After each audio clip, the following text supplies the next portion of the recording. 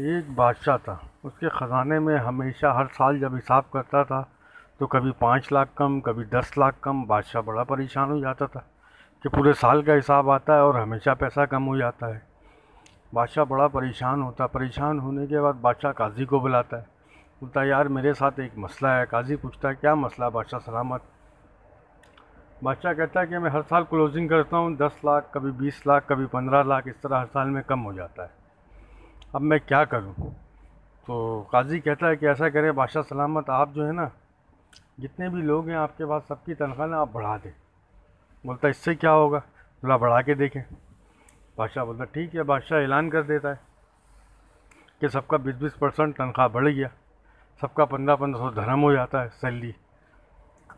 बादशाह हुकूमत चलाना शुरू हो जाता है। जब चलाता है फिर साल पूरा होता है, क्लोजिंग आता है तो बादशाह क्लोजिंग कर रहा होता है।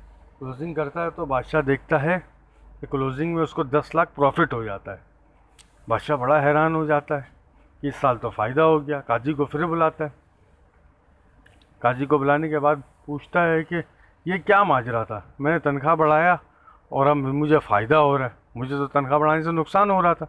मैं सोच रहा था कि मुझे नुकसान होगा क्योंकि हर साल 10 लाख कम हो रहा था, कभी 15 लाख कम हो रहा था, और फिर तनख्वाह बढ़ाता तो और कम हो जाता, लेकिन अब तो मुझे ज़्यादा फ़ायदा हो रहा है। तो काजी कहता है कि आप जो पैसा बढ़ा रहे थे, नहीं बढ़ा रहे थे, और इनकी ज़रूरत ज़्यादा थी इसलिए ये चोरी कर रहे थे। अब आपने इनका तनख्वाह बढ़ा दिया है, उजरा ज़्यादा हो गया, इसलिए इन्होंने चोरी करना छोड़ दिया। जब चोरी करना छोड़ दिया तो ऑटोमेटिक आपका पैसा बढ़ गया, और पैसा बढ़ गया तो इनको मुआवजा भी पूरा आप दे रहे हो और आपको फ़ायदा भी हो रहा है। बादशाह ये सुन के हैरान हो गया और बादशाह सोचने लगा ये मेरे दिमाग में क्यों नहीं आया आइडिया। काजी को बोलता वाह यार आपने तो बहुत अच्छा काम किया, हर साल मेरा पैसा जो है 10 लाख 15 लाख कम हो रहा था।